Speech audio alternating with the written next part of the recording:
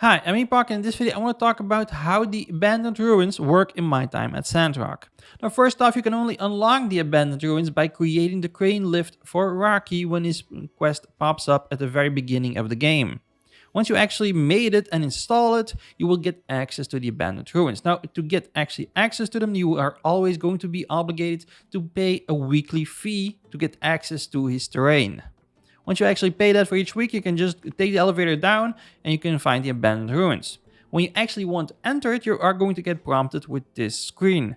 Now, this screen is completely new. This wasn't in Porsche before. Now, basically, every abandoned ruins, or at least this one, has actually 11 levels. Each level is completely different because it has different types of drops. Now, there are a lot of similarities between the drops. You are always going to be able to get some, for example, some rocks, some Dinas, some old parts, some data disks and stuff like that. But specific things you can only find on specific levels.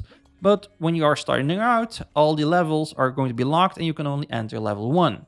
Before I start explaining how to unlock all the different levels of the abandoned ruins, let's first get some basic principles behind us. Now, when you actually enter, you are going to find some kind of research facility or shopping mall that is completely covered in dirt. But you are also going to find a lot of valuable resources here.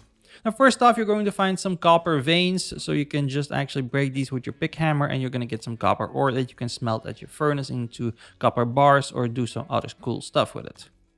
Now, if you actually want to get a few more useful stuff, you actually need to use your scanner. So by pressing F, you can actually just scan your entire, vicinity. So basically now you can see these golden icons, and if you actually keep looking at them, they are actually going to sync, so you can actually even see the location of those icons without your binoculars.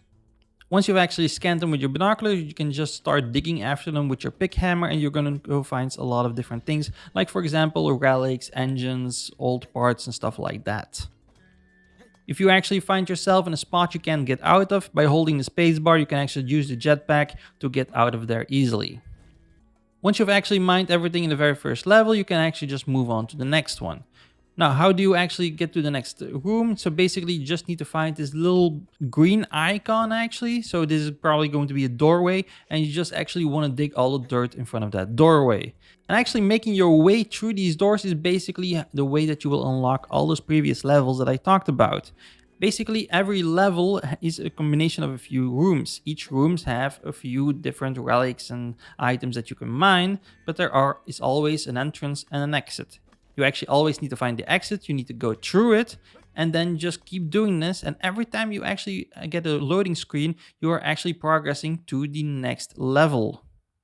Now, personally, I would really early on focus on just progressing to each level as quickly as possible, because that means the next time that you actually come back to the abandoned ruins, now you can just choose, I don't want to start at level 1, I can immediately go to level 2, level 3, level 11, doesn't matter. And that way you immediately have access to all the resources that you're going for. So if you just want to get some tin ore, you can immediately go to level 6, for example, and get some tin ore. By the way, a little side note, there are a few dangers down there, so be sure that while you are digging to always keep an eye out for example, explosive barrels. Those are the first things you're going to find at the early levels. They make a specific sound, so just be very careful for those, because they are going to explode and, maybe damage you if you aren't quick. But that's everything you should know about the abandoned ruins right now. Next, we should start talking about all the best ways to increase your stamina, because you're going to be digging a lot. And you can just find all the ways to do that in this video right here. But don't click on it just yet. Be sure to subscribe to stay up to date on everything Sandrock related. Thanks for watching, and I'll see you over there.